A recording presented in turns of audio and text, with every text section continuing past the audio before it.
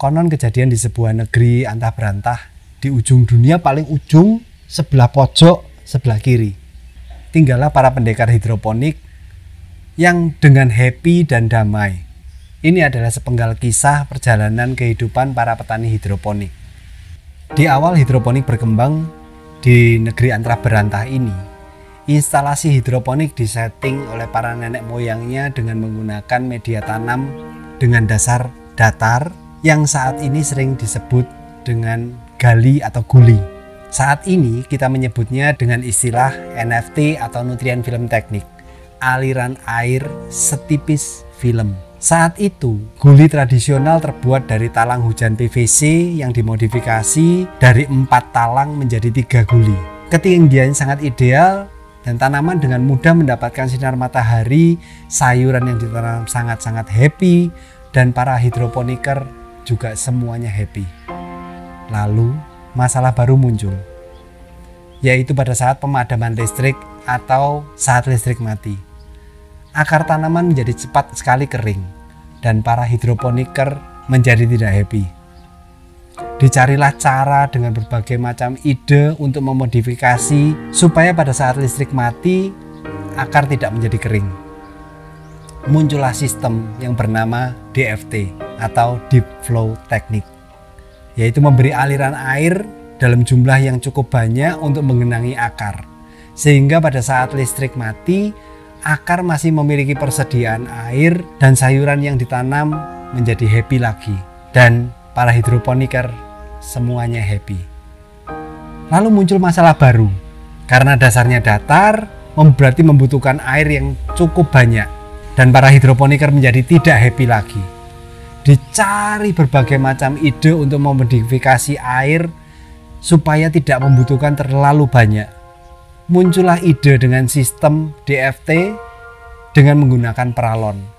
Dasarnya melengkung sehingga kebutuhan air tidak sampai ke samping-samping, jadi persediaan air tetap terjaga, sayuran tetap tumbuh dengan happy, dan yang pasti lebih hemat air, walaupun mungkin hematnya nggak seberapa.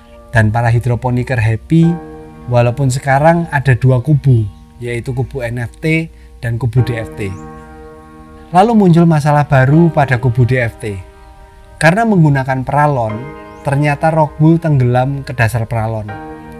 Sayuran remaja-remaja yang belum terlalu besar belum bisa muncul ke atas lubang karena memang terlalu dalam, dan para hidroponiker menjadi tidak happy lagi. Muncullah yang bernama net pot dengan berbagai macam evolusi sampai hari ini, mulai dari yang berasal dari gelas air mineral, modifikasi peralon, sampai netpot pabrikan yang dengan berbagai macam bentuk dan ukuran. Dan ini membuat para hidroponiker happy lagi. Kubu NFT mengunggulkan NFT karena hemat air, dan kubu DFT mengunggulkan kalau saat listrik mati sayurannya tetap aman.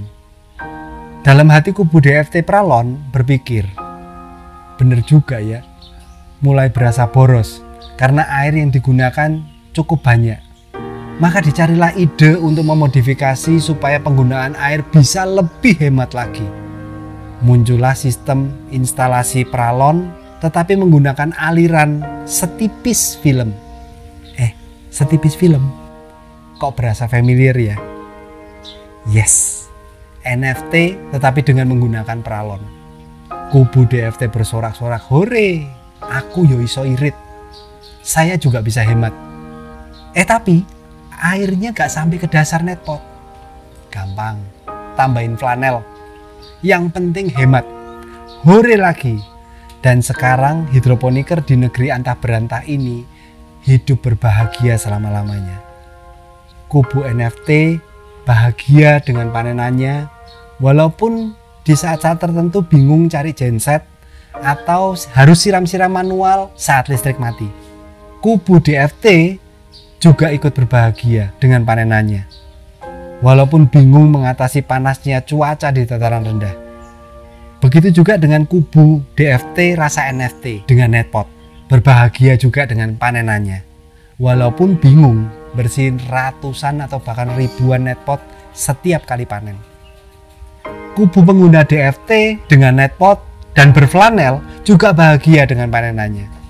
Walaupun bingung pada saat harus masang, melepas, membersihkan, ganti flanel setiap kali panen, masih harus ketambahan lagi cuci netpot yang segambreng banyaknya.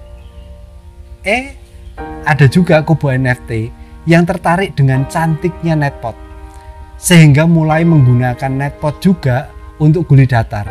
Mereka bahagia juga dengan panenannya. Walaupun masih sama-sama bingung bersihin ratusan bahkan ribuan netpot di setiap kali panen, terutama juga tetap pusing pada saat listrik mati. Tetapi semuanya sama-sama hidup berbahagia, berdampingan dengan sangat indahnya. Semoga menghibur. Lalu muncul masalah baru lagi. Ini sayur mau dijual kemana?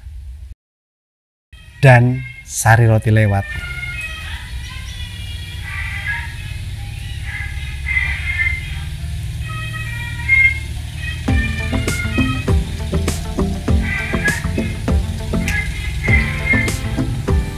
Indahnya syuting di Indonesia.